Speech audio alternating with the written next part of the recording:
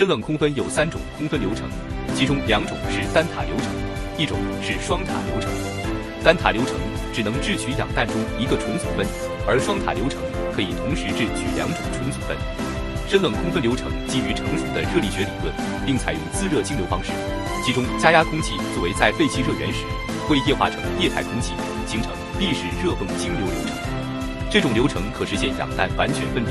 并且通过分析氮气为循环公制的单塔深冷空分流程，可以取消冷空气，形成新的流程。